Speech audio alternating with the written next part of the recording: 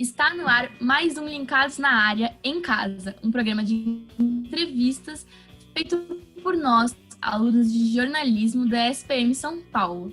Dessa vez, o programa está feito de casa, respeitando a regra do distanciamento social. Mesmo de longe, não deixamos de preparar uma edição toda online para vocês. Eu sou a Renata Rosa. E eu sou o Pedro Yamada. Sejam bem-vindos a mais uma edição.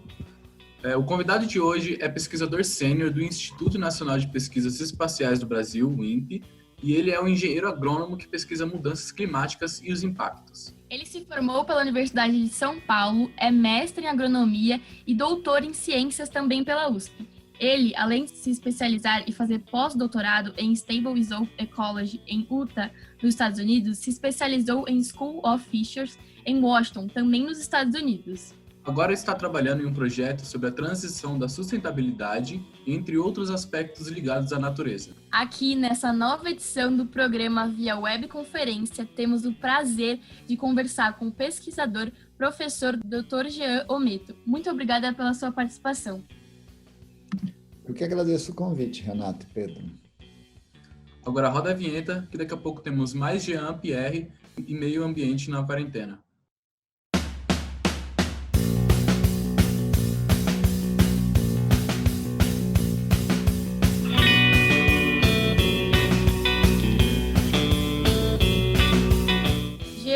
A quarentena diminuiu a poluição? Por quê? O fato das pessoas da sociedade ter reduzido a sua atividade do dia a dia, seja ela econômica, ou seja ela simplesmente de deslocamento, isso já faz com que haja uma redução não só nas emissões de partículas que são consideradas poluentes, né? Como também na ressuspensão dessas partículas pelo transporte. Quer dizer, então, especialmente dentro dos centros urbanos, que é onde a poluição é mais concentrada, né? A poluição atmosférica é mais concentrada, a gente nota essa redução. Então, por exemplo, quando a gente funciona o carro, então uma série de partículas, aerossóis e outros elementos que derivam da combustão do combustível, seja ele gasolina, seja ele álcool ou diesel, né? Essas partículas elas diminuíram a quantidade de emissão dessas partículas para a atmosfera. Então a gente percebe em vários locais do mundo uma redução, né? Por imagens de satélite, por modelos matemáticos que indicam uma redução na concentração dessas partículas e desses gases por volume de ar. Então, aí há uma redução na poluição. O período difícil em que a gente está vivendo agora nos faz ficar trancados em casa para poder evitar a contaminação do vírus. Mas, pelo menos, conseguimos observar algumas vantagens disso, não é mesmo? E a renovação no crédito da ciência e do jornalismo é um exemplo disso. É uma oportunidade para que as pessoas percebam e despertem nas pessoas, na sociedade como um todo, a importância dessas informações. Então, é muito importante que a gente cheque, é muito importante saber quem tá difundindo uma determinada informação, que ciência que está por trás daquele dado, né? Qual a seriedade das pessoas, das instituições, que são super importantes, né? Então, você tocou num ponto absolutamente crítico, Pedro. É justamente isso. A gente está num momento onde a forma como é que a sociedade se comunica e a forma como a sociedade entende a realidade e a verdade dos fatos, ela determina o destino dessa sociedade. E os primeiros indícios de que a poluição havia diminuído foram sinais da natureza registrados por fotos em torno de todo o mundo. Agora a gente vai dar uma olhadinha nessas imagens feitas pela NASA, que a nossa produção preparou aqui pra gente.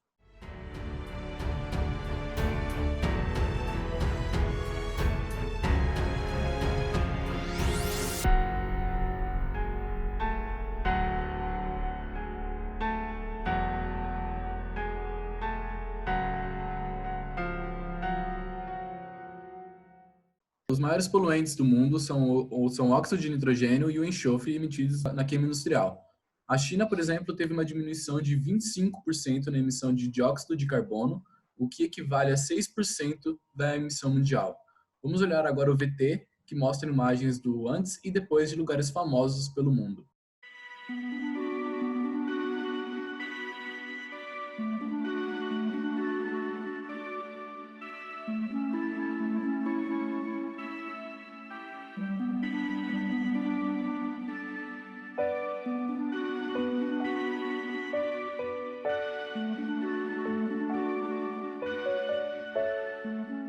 Falando agora da nossa cidade, você considera uma mudança significativa na poluição de São Paulo? Olha, sim, houve uma mudança detectável, né? Essa questão de significativo a gente tem que tomar um pouco de cuidado, né? Mas ela é uma mudança detectável, sim, Renata, porque houve uma redução, apesar da gente da informação que nós temos sobre o número de pessoas que estão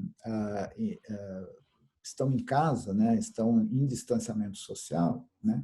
Apesar disso, há uma redução clara no movimento, há uma redução clara na atividade industrial e na atividade de transporte. Isso, obviamente, tem toda uma implicação econômica. E tem um elemento muito importante que a gente não pode deixar de mencionar, é que essa situação, essa pandemia, nos trouxe alguns à tona, né, informações que são relevantes com relação à questão da poluição, a vulnerabilidade que as pessoas têm, a vulnerabilidade que as pessoas têm, que estão expostas de uma maneira mais frequente à poluição, à infecção pelo vírus.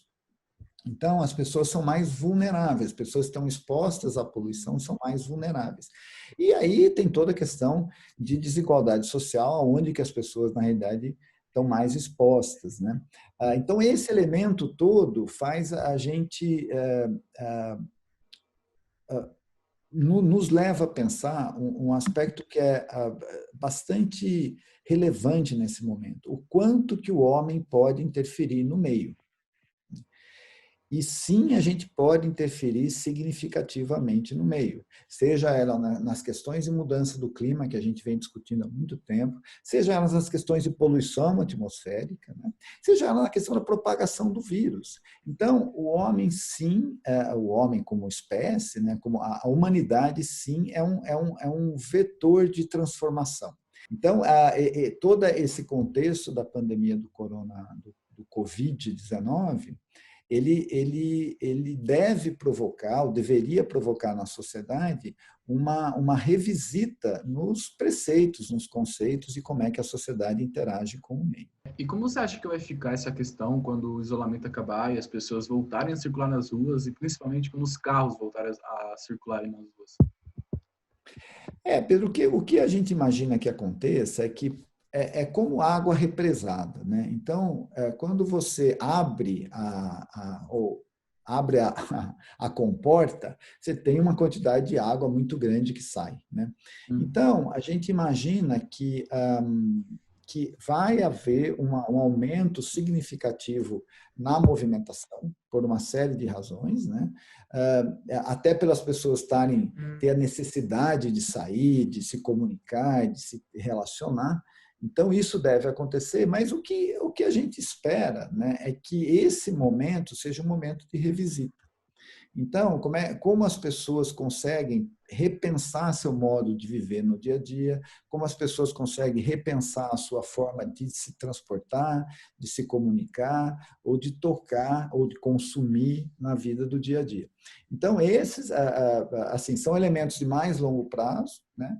No mais curto prazo, a gente imagina que haja um pico de movimentação, de pessoas, vamos dizer, como se estivesse saindo justamente desse represamento e queiram ver o mundo lá fora, vamos dizer assim, né? Mas isso, obviamente, vai voltar na normalidade que era antes disso, né? Mas com uma oportunidade distinta, né? A gente está 5 semanas, 6 semanas, dependendo aonde, vivendo uma situação completamente singular, né? E que talvez nos leve a pensar sobre como essa situação, como essa singularidade pode transformar a forma de viver da sociedade como um todo. Alguma forma, acho que você já até comentou sobre, mas eu vou perguntar mesmo assim, alguma forma de conscientizar a população para a proteção do meio ambiente após a quarentena? Renata, eu acho que sim. Eu acho que, inclusive, a imprensa tem um papel central nisso, né? Que é como é que a comunicação chega na sociedade, né? Então, eu acho que sim, nós temos uma oportunidade de conscientizar. Primeiro, para dizer, olha, a gente pode sim mudar o ambiente que a gente vive.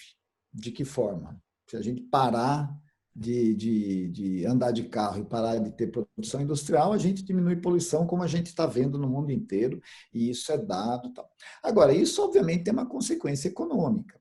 Isso tem uma pressão na sociedade. Tal. Então, como é que a gente compõe essas coisas, né?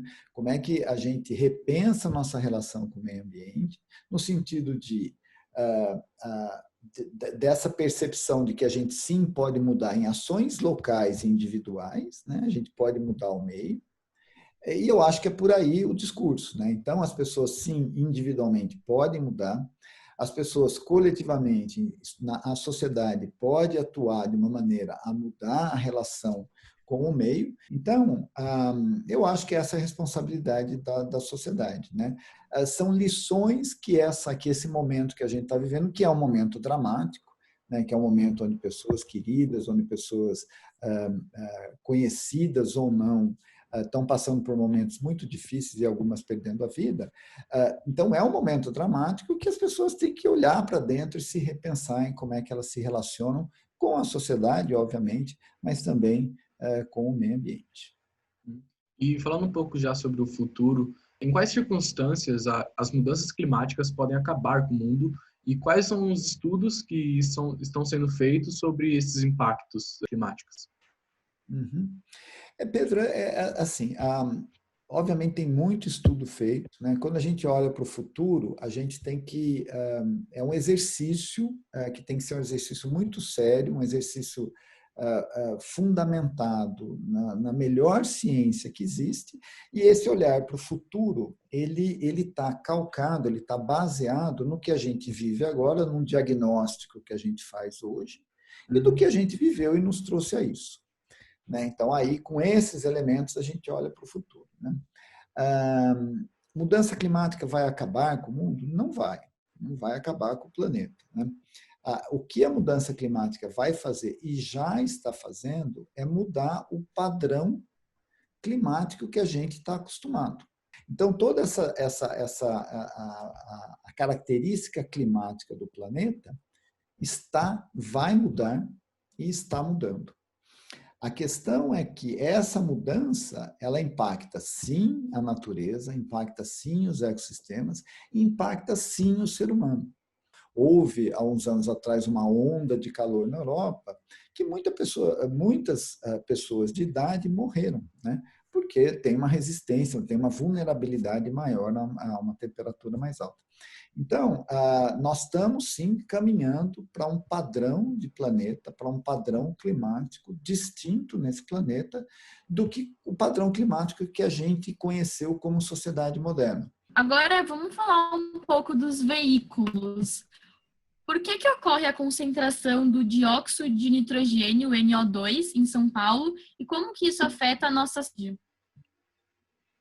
Bom, o NO2, né, e também tem um outro composto que é um pouquinho mais geral, que chama NOx, né, eles são compostos que são gerados na combustão, né, combustão do combustível. Mas quando o combustível é utilizado dentro do motor, né, ele na explosão ele emite gases, né, e um desses gases é o óxido de nitrogênio. Os compostos, mesmo o fóssil, né, eles têm origem orgânica lá atrás, então eles têm um pouquinho de nitrogênio e o etanol também. Então, esses compostos que são derivados da queima, né, eles não tem jeito. A partir do momento que a gente tem claro, existem sistemas que tentam reduzir um pouco as emissões de gases poluentes, né? Existem limites para serem emitidos, né? Mas eles são emitidos. Então, a redução dessas emissões, ela está associada à redução da utilização do combustível. Então, se o transporte público, por exemplo, vem com veículos elétricos, né, ônibus elétricos ou metrôs elétricos, então isso aí reduz bastante o nível de poluição desses compostos no ambiente urbano. Certo. E alguma medida imediata para solucionar o problema dos poluentes nas cidades grandes ou só por medidas a longo prazo? Então, olha, ao longo dos últimos 20 anos, né, Pedro, uma série de medidas foram tomadas, né? Agora, isso tudo tem um custo, obviamente, né? Então, o que a gente tem que caminhar é para motores, né, forma de se locomover menos poluentes, aí uma solução a curto prazo, né? Mas também uma reorganização do transporte público, né? Então, se a gente consegue ter um transporte público mais eficiente, né, e mais limpo, né? Então, um sistema de ônibus que seja movido ou a energia elétrica ou a biocombustível que seja, né? A gente reduz bastante a poluição e, importante, reduz a poluição per capita, né? Porque assim, aquele veículo enorme, aquele motor gigante, ele sim polui mais do que um carro, né? Só que o carro leva uma pessoa, ou sei lá, 4 pessoas, o ônibus leva 40, né? Então, ele não polui 10, 15 vezes mais que um carro, né? Então, esse que é o elemento. Então, a busca, especialmente, isso não é só para cidade grande, não é só para metrópoles, para cidades médias também, a busca por um transporte público mais eficiente é uma solução. Mas isso não é sempre que é possível, né? Seja por causa da estrutura viária da cidade, seja por causa, enfim, de uma série de questões, né? Então, no meu entendimento, a tua pergunta passa muito pela questão de um transporte público mais efetivo, mais inclusivo e mais eficiente. Bom, infelizmente nosso tempo acabou. Muito obrigada, Gia, pelas suas pesquisas e participação. Obrigada também pela audiência. Eu que agradeço o convite e estou à disposição se vocês quiserem conversar outra vez. Muito obrigado. E a gente também gostaria de enfatizar que essa edição do programa durante a quarentena foi feita inteiramente online, com a participação de toda a equipe do Linkados e será também editada por nós. Espero que tenham gostado. Um abraço e até o próximo Linkados na área, em casa.